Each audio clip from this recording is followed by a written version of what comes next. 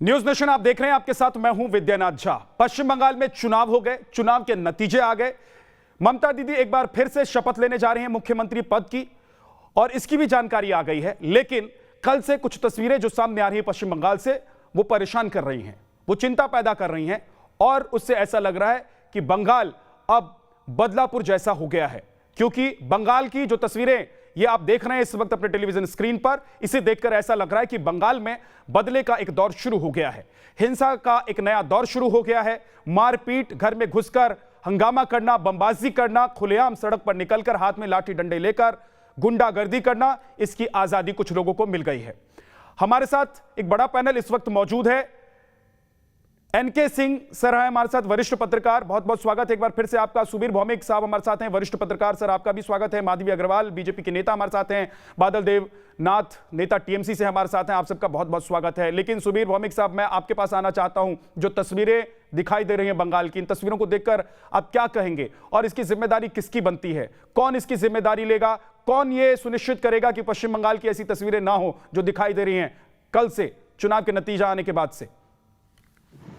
ये शायद आरामबाग का तस्वीर है। यहाँ तीन चीज हम कहेंगे। एक तो ये कि इस तरह का एक भी घटना नहीं होना चाहिए आइडियली, और क्योंकि अभी तक नया सरकार ने शपथ नहीं लिया है, प्रशासन के तरफ से पुलिस को जो कार्रवाई करना है पुलिस को करना चाहिए, बट सब पार्टी के जो वरिष्ठ नेता हैं उनको अपने जो कार्यकर्ता है उन पर रोक लगाना चाहिए। उनको स्पेसिफिकली, जैसे कि कोविड के बारे में इंस्ट्रक्शन दिया गया है कि आप प्रशासन का मदद करें कोविड की लड़ाई में, उसी तरह से यह भी देना है कि साहब कोविड के खिलाफ लड़ाई करें, आपस में लड़ाई नहीं करें। जो होना था, शिकायतें बहुत है, वो सब लेकर चर्चा करने का वक्त अभी नहीं है। सुबीरदा, लेकिन सवाल यह है कि इस हिंसा पर, इस आगजनी पर, इस मारकाट पर, इस रक्त चरित्र पर जो बादल देव जी से मैं सवाल पूछ रहा हूं, तो ये कह रहे हैं इसका जवाब अमित शाह से लीजिए। नहीं, अमित शाह से तो तब जवाब लेंगे जब ये यहाँ प्रेसिडेंट्स रूल होगा, बट यहाँ अभी अमित शाह से जवाब लेने का कोई गुंजाइश तो है नहीं। किसकी जिम्मेदारी बनती है सर? नहीं, कौन जवाब देगा? कौन जवाब बनेगा? क्यों? अरे साहब, मेरा बात तो सुनिए ना, इतना सवाल भी मत पूछिए। हमको पता है आप सवाल क्या कर रहे हैं। यहाँ साफ जवाब यही है कि state law and order state subject है, और स्टेट गवर्नमेंट जो है उसको इसका जिम्मेदारी लेना पड़ेगा। जहाँ इस तरह के हरकत हो रहे हैं वहाँ शक्ति से पेश आना पड़ेगा, स्टेट पुलिस को यूज करना पड़ेगा। क्योंकि अब एक ट्रांजिशनल फेज है, तो ये ट्रांजिशनल फेज में पार्टीज का जिम्मेदारी बनता है, क्योंकि ये ट्रांजिशनल फेज है, और प्रशासन भी उतना मतलब फर्मली होना तो नहीं चाहिए। जो डीजी पुलिस है उनको अपना कार्रवाई करना चाहिए, चीफ सेक्रेटरी को अपना कार्रवाई करना चाहिए, बट ये जरूर है कि जो पार्टीज के अध्यक्ष हैं, लीडर्स हैं, उनको अपने अपने जो कार्यकर्ता हैं उन पर रोक लगाना पड़ेगा। और रोक कैसे लगेगा? लेकिन सुबीरदा, लगेगा कैसे जब बादल देवनाथ कह रहे हैं कि बीजेपी के नेताओं ने ये किया, बीजेपी के नेताओं ने वो किया, और उसके बाद तो ये होना ही था। तो फिर जब नेता ही खुद ऐसे और नेशनल टेलीविजन पर बैठकर इस तरह की बातें कर रहे हैं, तो जब कैमरा ऑफ होता होगा तो उनकी मानसिकता, उनकी बातें, वो क्या करते होंगे, उसका अंदाजा तो लगाया जा सकता है ना सर? नहीं, बादल देवनाथ इतना बड़ा नेता नहीं है कोई तृणमूल का जो सीनियर लीडर्स हैं उनको इस विषय में कार्य करना पड़ेगा। बादल देवनाथ जिस लेवल के लीडर हैं, इस लेवल पे पैशन हाई रहता है। और तो बादल देवनाथ जिस लेवल के लीडर हैं, ऐसे लीडर्स को क्या सर ये अनुमति होती है पार्टी की तरफ से कि आप बैठकर उकसा दीजिए और उसके बाद वरिष्ठ नेताओं को जिम्मेदारी संभालनी है, ये कहकर हम निकल जाएंगे पल्ला झाड़कर? नहीं, पल्ला झाड़ के निकलने का सवाल नहीं है, बट इतना भी नाइव मत होना जरूरी नहीं है। देखिए, हम जानते हैं बादल देवनाथ किस लेवल के लीडर हैं, इस लेवल पे पैशन थोड़ा हाई रहता है, बट यहाँ सीनियर लीडर्स का फर्ज बनता है, ये फर्ज बनता है, हम फर्ज की बात कर रहे हैं कि सबको कंट्रोल किया जाए। ठीक है सर। और क्लियरली डाउन द लाइन एक कमांड एंड कंट्रोल चेंज जो है उसके तहत हर पार्टी में होता है। हर पार्टी के अपने स्टेट कमेटी होते हैं, उसके नीचे डिविजनल कमेटी होता है। आपकी बात समझ में आती है सुबीर जी, आपकी बात समझ में आती है। एनके सिंह सर, अगर बादल देव जी किसी भी लेवल के नेता हों, वो टीवी पर बैठकर पार्टी का पक्ष रखते हैं, अगर बादल देव जी जैसे लोगों पर पार्टी का कंट्रोल नहीं है, या बादल देव जी जैसे नेताओं को यह नहीं पता है कि पार्टी किस लाइन पर चल रही है, किस लाइन पर पार्टी की बातों को रखना है, तो फिर बाकी नीचे के जो कार्यकर्ता हैं वो तो इसी तरीके से घूमेंगे खुलेआम, उन्हें जो मन में आएगा वो करेंगे। उनको पता है कि हमारी सरकार है, कानून हमारे हाथ में है। नहीं, कोई कानून किसी के हाथ में नहीं है। नहीं, ये सवाल मेरे एनके सिंह जी से है, एनके सिंह जी से है। सुबीर जी बिल्कुल सही कह रहे हैं कि सुबीर जी बिल्कुल सही कह रहे हैं कि बादल देवनाथ जी से उन्होंने ममता जी से बात नहीं किया होगा आने के पहले, लिहाजा पार्टी का व्यू ये गैप है। जो स्टूडियो डिस्कशन कराते हैं उसमें एक अजीब सी दिक्कत आती है कि जो व्यक्ति बैठता है, सच पूछिए तो उसको पार्टी का सरपैर भी नहीं मालूम होता। मुश्किल ये है कि पैशन हाई है और बादल देवनाथ जी को इतना जोर से बोलना पड़ेगा ताकि वो अस्तित्व में रहे, ममता बनर्जी की नजरों में आए। ये हमारा फॉर्मेट है, इसलिए बादल देवनाथ जी इरेशनल भी बोल रहे हैं तो उसके पीछे भी उनका लॉजिक है, लेकिन ये उनके व्यक्तित्व के लिए अच्छा नहीं है। बादल देवनाथ जी भविष्य में बड़े नेता बनेंगे, कम से कम रेशनली बोले, इरेशनल ना हो, तो कम से कम उससे इमेज अच्छी होगी और पार्टी। सर एक बात ये है कि आप और हम समझ रहे हैं कि कौन कितना बड़ा नेता है, लेकिन जो दर्शक है, जो फॉलोअर्स हैं, जो बादल देव जी के फॉलोअर्स हैं पश्चिम बंगाल में, जो लोग इस वक्त न्यूज नेशन देख रहे होंगे या बाद में इस वीडियो को देखेंगे, वो तो यही समझेंगे ना कि बादल देव जी जो बोल रहे हैं वही टीएमसी सोच रही है। और सोच क्या रही है सर? तस्वीरें जो दिखाई दे रही है वो तो तस्वीरों में तो साफ पता चल रहा है ना कि क्या हो रहा है पश्चिम बंगाल में। हाथ कंगन को आरसी क्या और पढ़े लिखे को फारसी क्या। सिंपल सी बात है कि वो चूंकि रिफ्लेक्ट करते हैं, विद्या इसी पे मैं आ रहा हूं, चूंकि वो पार्टी व्यू रिफ्लेक्ट करते हैं। ये एक टेक्निकल प्रॉब्लम है कि सारे बड़े नेता नहीं आ सकते, तो पार्टी के लीडरशिप को ये जरूरी है कि अपनी इमेज के लिए नेताओं को ब्रीफ करे, हर सवेरे ब्रीफ करके भेजे कि आज आपको क्या बोलना है। आज अगर हिंसा हो रही है और बादल देवनाथ जी कह रहे हैं कि गृह मंत्री से पूछिए, इतना ऊट पटांग बोल रहे हैं, तब फिर ममता बनर्जी की पर्सनालिटी पे रिफ्लेक्ट करता है और मेरे ख्याल से ये किसी भी पार्टी के लिए बहुत अच्छा नहीं है। तो इसलिए बादल देवनाथ जी को लीडरशिप को चाहिए कि समझाए कि आपको क्या बोलना है, कैसे बोलना है। वही सुबीर बिल्कुल सही कह रहे हैं कि बादल देवनाथ जी का जो भी स्टेचर हो, लेकिन वो कम से कम ये पता करके आए कि आज क्या बोलना है। जी हो गया सबका। नहीं, बाकियों का तो हो गया बादल देवनाथ जी, आप लोगों का हो गया कि नहीं होगा ये बता दीजिए, क्योंकि अब तो चुनाव हो गया ना। अब इस तरह की हिंसा का क्या फायदा है? जिसको वोट देना था वो वोट दे चुके हैं भाई। बैठिए बैठिए बैठिए, सुन लीजिए कितना बड़ा कौन कितना बड़ा है।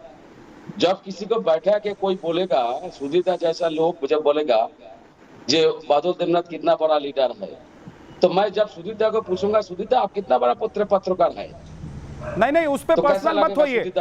उनके कहने का मतलब ये है कि क्या ममता बनर्जी की तरफ से जो इन्फॉर्मेशन है वो आप तक है, अगर नहीं है तो वो भी आप क्लियर कर दीजिए कि भाई मैं एक पैनलिस्ट हूं और पैनल में आकर मैं बोलता हूं, इसकी इजाजत मुझे पता है। देखिए मैं 2 महीने बंगाल रहकर आया हूं, मैं 2 महीने बंगाल रहकर आया हूं बादल देवनाथ, इसलिए मुझे पता है कि आपकी पार्टी का स्ट्रक्चर क्या है, कौन लोग पैनल में बैठते हैं और कैसे बैठते हैं। इसलिए मैं ये जानता हूं कि अगर आप बैठे हुए हमारे पैनल में तो पूरी जिम्मेदारी के साथ बैठे हुए हैं और जो भी आप कहेंगे वो जिम्मेदारी के साथ कहेंगे।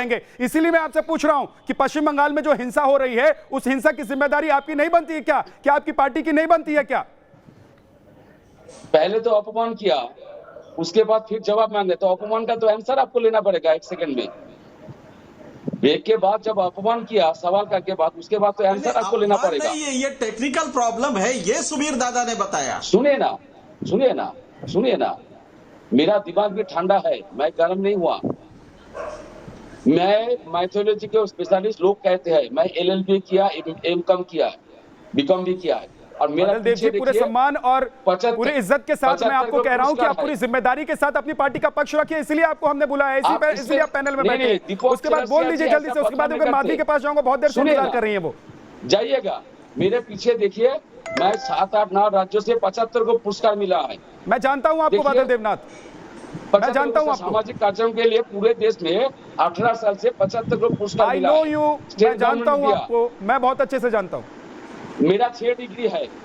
I know, मैं जानता हूं सर। जवाब दीजिए मेरे सवाल का। टीवी पर आपको पता है कि एक सेकंड कितना महत्वपूर्ण होता है, कितना कीमती होता है। यूनिवर्सिटी में बहुत सारे यूनिवर्सिटी के दर्शन के ऊपर पॉलिटिकल साइंस को मैं भाषण देता हूँ सर। ये कोई नहीं पूछ रहे आपसे, और ये सब लोग जानते हैं कि अगर पार्टी की तरफ से आप बैठे हैं तो पूरी जिम्मेदारी के साथ बैठे हैं। बादल देवनाथ जी, बुरा मानने की जरूरत नहीं है, बुरा मानने की जरूरत नहीं है सर। जवाब दीजिए, जिम्मेदारी लेते हैं, ये जो घटनाएं घट रही हैं। मैं कह रहा हूँ, मेरा डेजिग्नेशन एक बार जान लीजिए, मैं कितना बड़ा हूँ और कितना छोटा हूँ। सर मैं जानता हूँ, इसीलिए आपको हमने पैनल में बुलाया है। मैं जानता हूँ इसलिए पैनल में बुलाया। मेरे सवाल का जवाब दे दीजिए, नहीं तो मुझे दूसरे मेहमान के पास दीदी जाना को एक पड़ेगा। बार बादल पूछ दीजिए लीजिए, प्लीज। मैं ठंडे जवाब दूंगा। एक लाइन और एक लाइन जवाब दूंगा, एक लाइन। एक बार दीदी को पूछिए, बादल देवनाथ और जब भाजपा में जब था, जो 2 बार का अध्यक्ष, 1 बार का जनरल सेक्रेटरी, 9 स्टेट का कन्वीनर, जब भाजपा में था 10 साल। ये आप लोग जब डिबेट खत्म हो जाए तो सुबीर दादा और आप लोग बात कर लीजिएगा प्लीज। आप लोग सुबीर दादा और आप लोग बात कर लीजिएगा, अभी मेरे सवाल का जवाब दे दीजिए। देखिए टाइम खराब हो रहा है। ना, जब भाजपा में था 10 साल पहले, तब किसी से कुछ लेता हूँ कि नहीं? ना मैं देता हूँ। सर मुझे सवाल का जवाब दीजिए, मुझे कुछ नहीं चाहिए, मुझे कुछ नहीं चाहिए। सवाल का जवाब दीजिए, नहीं तो मैं माधवी के पास चला जाऊंगा। बहुत टाइम खराब हो रहा है सर। ये बोलने का जरूरत नहीं है, क्योंकि किसी को उतना बड़ा लीडर बोलने का मतलब है किसी को डायरेक्ट अपमान करना। बिल्कुल अपमान नहीं। अगर आपका अपमान हुआ है तो उसके लिए मैं माफी मांग लेता हूँ। आगे बोलिए, चलिए सर। जब चैनल में जब अगर मेरे पैनल से किसी ने भी कुछ अगर बोला है, आपको बुरा लगा है, तो उसके लिए मैं माफी मांग लेता हूँ। लेकिन इन तस्वीरों के लिए आप माफी मांग लीजिए, जो पश्चिम बंगाल की तस्वीरें दिखाई दे रही हैं, उसके लिए जिम्मेदारी ले लीजिए। नहीं, बुरा नहीं लगता है। भाजपा के लोग तो गाली देता है, बुरा क्यों लगेगा? किंतु सुबीर दादा भी भाजपा के हो गए क्या? पड़ेगा। सुबीर दादा भी भाजपा के हो गए क्या? नहीं, सुधीर दा वरिष्ठ है। सुधीर दा को मैं जानता हूँ, सुधीर दा बहुत अच्छे है, पता नहीं क्या। सुधीर दा बहुत अच्छे इंसान है। चलिए ठीक है, अब थोड़ा सा ये सब इन बातों से निकल जाइए। माधवी अग्रवाल, लेकिन मैं जब पश्चिम बंगाल घूम रहा था, माधवी अग्रवाल 2 महीने रह के आया हूं मैं चुनाव के दौरान, तो बहुत सारे आपके नेता थे जो मुझे ऑफ कैमरा बात करते थे, ऑन कैमरा तो कोई नहीं बोलता था, लेकिन वो जानते थे कि चुनाव एक बार अगर खत्म हो गया और बीजेपी की अगर सरकार नहीं बनती है तो हालात खराब होने वाले हैं। क्या इस दिन का अंदेशा आप लोगों को पहले से था? आप लोगों को पहले से पता था कि अगर राज्य में सरकार नहीं बन पाती है बीजेपी की तो आप लोगों को मारा जाएगा, पीटा जाएगा, आपके ऑफिस को जला दिया जाएगा, रहना मुश्किल कर दिया जाएगा पश्चिम बंगाल में?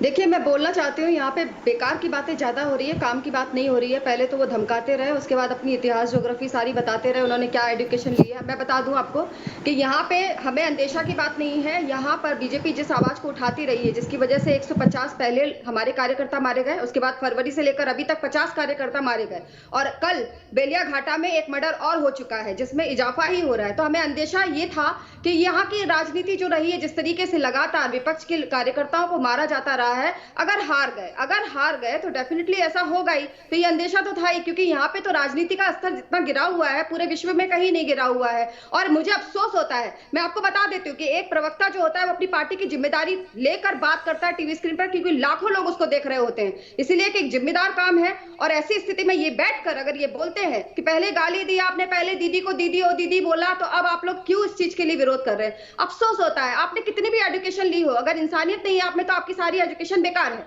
आप ऐसी स्थिति में जहां पे लोगों को मारा जा रहा है, जो आपके पश्चिम बंगाल के नागरिक हैं, मैं बार बार ये बात कर रही कि कोई भी व्यक्ति किसी पार्टी से, किसी दल से बाद में जुड़ा होता है, पहले वो देश का नागरिक होता है, प्रदेश का नागरिक होता है, और उसकी सुरक्षा की जिम्मेदारी वहां के मुखिया की होती है, यानी मुख्यमंत्री की होती है। कल जब वो जीत गई है तो डेफिनेटली यहाँ पर जो है मुख्यमंत्री के तौर पर या प्रशासन के तौर पर उनकी सरकार को लोगों की सुरक्षा करनी चाहिए। जब कोविड के लिए ऑलरेडी आंशिक यहाँ पर लॉकडाउन चल रहा है, उसके बावजूद यहाँ पर रैलियां निकाली गई, वहां पर प्रशासन खड़ा हुआ था, पत्रकार उनसे पूछ रहे थे कि यहाँ पर जमावड़ा जो है मना किया गया है, बाकायदा सारा नोटिस जो है आ चुका है, सर्कुलर जारी हो चुका है, उसके बावजूद इतनी भीड़ और रैलियां क्यों निकल रही है? प्रशासन वहां से उठ के चला गया, वहां खड़े हुए थे पुलिस प्रशासन, वहां से निकल गए, उन्होंने कोई आंसर नहीं किया, लेकिन उन्होंने उन लोगों को रोका भी नहीं। ना तो उनको कोविड के फैलने से कोई तकलीफ हो रही है, ना यहाँ के लोगों के मारे जाने से कोई तकलीफ हो रही है। लोगों के घरों में घुस के, आप देखिए घरों में घुस के, मेरे पास ऐसी फुटेज लगातार आ रहे हैं। मैं बताना चाहती हूँ कि इतने सारे लोगों के घर में घुस के आप लोग तोड़ फोड़ कर रहे हैं, आप लोग जिस तरीके से आगजनी कर रहे हैं, जिस तरीके से जवाब दीजिए सर, वाहनों को जला रहे हैं, ये क्या उचित है? ये कौन सा जश्न है? हम तो आपको बधाई दे रहे हैं कि आप जीत गए। बादल जी जवाब दे दीजिए प्लीज, अगर आप मुझे सुन पा रहे हैं तो। ये बताइए, आप पात्र हैं इस बधाई के? क्या बादल देव जी आप मुझे सुन पा रहे हैं?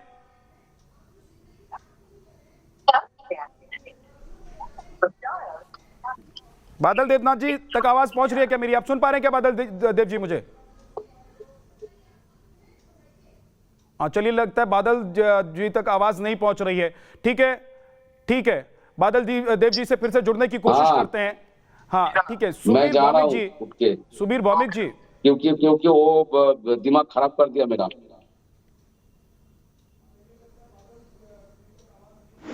हाँ, मुझसे पूछिए कोई सवाल। सुबीर जी, जी। मैं ये जानना चाहता हूं कि सर ये अंदेशा पहले से था, हम लोग भी जब पश्चिम बंगाल में थे वहां पर भी हम लोगों को बहुत अलर्ट रह के काम करना पड़ता था, क्योंकि दिल्ली से जो मीडिया कर्मी गए थे उनको लेकर वहां पर बड़ी दूसरी तरह का माहौल भी था। दूसरी तरफ हम देखते थे कि वहां पहले एक हिंसा का दौर जो अलग तरीके से चल रहा था। अंदेशा इस बात का भी था कि अगर बीजेपी की सरकार नहीं बनती है, सत्ता परिवर्तन नहीं होता है पश्चिम बंगाल में, तो शायद ये होना ही है, और वो शुरू हो गया। तो सर अब ये जो बहकावे, खून, हिंसा की राजनीति है, ये कब तक चलती रहेगी पश्चिम बंगाल में? इस पर बहुत जल्दी काबू पाना पड़ेगा ममता बनर्जी को। वो शपथ लेने से पहले ही इस विषय में अपने कार्यकर्ताओं को कहें, हम ये आग्रह करेंगे उनसे, और वो 5 तारीख को शपथ लेने के बाद फिर से मुख्यमंत्री बन जाती है तो पूरा जिम्मेदारी उनके ऊपर है कि वो इस हालत को कंट्रोल करें। ये पॉलिटिकल वेंडेटा जो है, पॉलिटिकल वेंडेटा हो सकता है, बट पॉलिटिकल वेंडेटा को ताकत के साथ रोकना भी प्रशासन का काम होता है। और मैं इस मामले में मैं कभी पॉलिटिकल वर्कर रहा नहीं हूँ जी। हालांकि आपके चैनल में काफी लेकिन सारे आप तो इल्जाम, बहुत अच्छे कभी से हमको बंगाल को बीजेपी समझते बना हैं, दिया सुविधा। गया, कभी हमको तृणमूल बना दिया गया। पर सुनिए, ये एक चीज मैं जानता हूँ, किसी जमाने में फौज में था, उसके बाद पत्रकार बना हूँ, और बीच में थोड़ा पढ़ाया बड़ा ये तो होता है सर, हमारे साथ भी होता है। चक्कर ये है ना, टीएमसी से पूछ लूं तो बीजेपी वाला कह देते हैं, बीजेपी से पूछ लूं तो टीएमसी वाला कह देते हैं। इसमें बुरा मानने की जरूरत नहीं है सर, लेकिन सबसे बड़ा सवाल ये है कि पश्चिम बंगाल में ये सब कब तक चलता रहेगा? क्या ये रुकेगा कि नहीं रुकेगा? लोग ये सोच रहे थे कि अब जो सरकार बनेगी, चाहे दीदी की सरकार बने सर या फिर बीजेपी की सरकार बने, कम से कम ये दौर खत्म होगा जो दशकों से चला आ रहा है। हमारी भी सुन लीजिए ना, सवाल बड़ा लंबा कर देते हैं आप, याद नहीं रहता है। ये सीधी सी बात है, इसको ये रुकना पड़ेगा, क्योंकि बंगाल के लोगों ने किसी को अगर वोट दिया है, ये सब करने के लिए नहीं दिया है। साफ सीधा हिसाब है, जो भी पॉलिटिकल वजह होगा देने का, साथ साथ दूसरे एस्पिरेशंस है बंगाल के लोगों में। वो चाहेंगे कि यहाँ डेवलपमेंट हो, जो सोशल सेक्टर में काफी प्रोग्रेस हुआ है ममता बनर्जी के जमाने में, अब बिग टिकट इन्वेस्टमेंट आए और यहाँ पर इकोनॉमिक ग्रोथ हो और लॉ एंड ऑर्डर रहे, पीसफुल माहौल रहे, क्योंकि पीसफुल माहौल नहीं रहेगा तो कोई इन्वेस्ट नहीं करेगा। एक बार ये नंदीग्राम सिंगूर का हवा छोड़ के 10 साल यहाँ कोई बिग टिकट इन्वेस्टर आया नहीं है। और आज के तारीख में मैं आपको बताता हूँ कि 12 लाख बंगाली बेंगलोर में बैठे हुए हैं, क्योंकि हम पढ़ने लिखने वाले हैं, यहाँ अगर नौकरी नहीं होगा तो बाहर चले जाते हैं। ये बंगाल में जो भी शासन में रहा है, बहुत ये गर्व करने वाली बात नहीं है। ठीक है सर। और हम नहीं, यहाँ एक और चीज सुन लीजिए जी, एक और चीज सुन लीजिए। ममता जी से हम ये आग्रह करेंगे कि आप 10 साल पहले चुनाव जीत कर आए थे जरूर सिंगूर नंदीग्राम से, बट अब सिंगूर नंदीग्राम जो है थोड़ा कारपेट के नीचे छिपा दीजिए। इसको लेके हल्ला करने का जरूरत नहीं है, क्योंकि नंदीग्राम और सिंगूर बंगाल का जो इंडस्ट्रियल एस्पिरेशन था, ग्रोथ का एस्पिरेशन था, उस पर पानी फेरा। टाटा को आपने भगाया तो उसके चलते क्या हुआ? टाटा कहाँ चला गया? मोदी को जितना गाली दे दीजिए, वो गया क्यों गुजरा? इंट्रोस्पेक्शन करने का वक्त आ चुका है। और हम एक चीज जानते हैं, I am not afraid to speak truth to power. जो भी पावर में होगा, I don't care Bhajpa, I don't care Trinamool, जो बोलना सीधा बोलेंगे। और बंगाली है, माइक के सामने खड़े होंगे तो सीधा बोलेंगे, साहब घबराते नहीं है किसी से, ये याद रखें। दीदी बंगाली है तो हम भी कोई कम बंगाली नहीं है, समझ गए? हाँ, ठीक सर। तो ये चीज साफ है कि ठीक है एनके सिंह सर, लोग ये सोच रहे थे पश्चिम बंगाल में कि दीदी ने 10 साल तक जो कुछ वहां पर किया है, काम किया है, विकास का काम किया है, या जो जिस तरह की योजनाएं वो लेकर आई हैं, तो शायद मुझे लगता है कि जो इस बार फिर से दीदी को पिछली बार के मुकाबले ज्यादा सीटें मिली हैं, तो लोग यही सोच रहे थे कि पीछे जो काम छूट गया है वो काम शुरू होगा। लोगों ने तो ये सोचा भी नहीं होगा, जो आम लोग हैं पश्चिम बंगाल के रहने वाले, उन्होंने ये सोचा नहीं होगा, जिनका राजनीति से कोई लेना देना नहीं है, कि एक बार फिर से अगर दीदी को लाएंगे तो ये दौर शुरू हो जाएगा। यानी ये दौर चलेगा तो विद्या, कोई यहाँ इस इंडस्ट्री चुनाव में बनेगा। हर दूसरे आदमी ने ममता दीदी को वोट दिया है, लिहाजा ठीक बात। एक्सपेक्टेशन तो हाई होंगे ही, और वायलेंस रोकना ये पहली शर्त है। हम सुबीर दादा लॉजिकल बहुत अच्छे होते हैं, लेकिन मुझे लगता है उनको अवॉइड करना चाहिए पर्सनल कमेंट, क्योंकि एक बार किसी ने उनको किया था तो हम सब लोगों ने ऐतराज किया, क्योंकि हम इंडिपेंडेंट एनालिस्ट है, हमारे ऊपर कोई करता है तो हमें बहुत बुरा लगता है, लिहाजा पर्सनल जो कमेंट्स है इसको अवॉइड करना चाहिए। खैर, ये तो हम उससे बाद में ही बात कर लेंगे, लेकिन एक चीज है वो बिल्कुल सही है कि इस समय ममता, देखिए परमानेंट ब्यूरोक्रेसी जो होती है भारत के संविधान में, उनको जब ये आईएएस या सेंट्रल सर्विस के आते हैं तो वो एक दस्तखत करते हैं कि हम कानून व्यवस्था हम लॉ के अनुरूप काम करेंगे। हर आईएएस आईपीएस करता है, लिहाजा ये उनकी जिम्मेदारी थी, जिस जिले में हो रहा है वो सख्ती करे। और उसके अलावा इस समय टेक्निकली ममता बनर्जी गवर्नमेंट पे आ चुकी हैं, सारी चीफ मिनिस्टर की सुविधा उनको दे दी गई है, इस समय सारे अफसर वहां पहुंच चुके हैं, लिहाजा ममता बनर्जी को इमीडिएटली बहुत ही टर्स और क्लियर मैसेज देना चाहिए कि violence will not be tolerated at any caste, B it TMC worker और एनीबडी एल्स। मेरे ख्याल से ये मैसेज अगर नहीं देती है तो ये जीत का जो उनका एक वो है, हम सब लोग को अच्छा लगा ये जीत हुई तो, लेकिन ये जो जीत हुई है ये उनके ऊपर एक ग्रहण का काम करेगी अगर ये वायलेंस जारी रहा। बहुत बहुत शुक्रिया हमारे साथ जुड़ने के लिए, एनके सिंह साहब आपका, सुबीर भौमिक साहब आपका, और माधवी अग्रवाल आपका भी बहुत बहुत शुक्रिया। हालांकि बादल देव जी चले गए, बादल देव जी जब तक आप रहे हमारे साथ जुड़े, आपने अपनी बातें रखी, उसके लिए भी आपका बहुत बहुत शुक्रिया। एक छोटे से ब्रेक के लिए हम रुक रहे हैं, फौरन वापस लौटेंगे कुछ और खबरों के साथ। आप देखते रहिए न्यूज़ नेशन।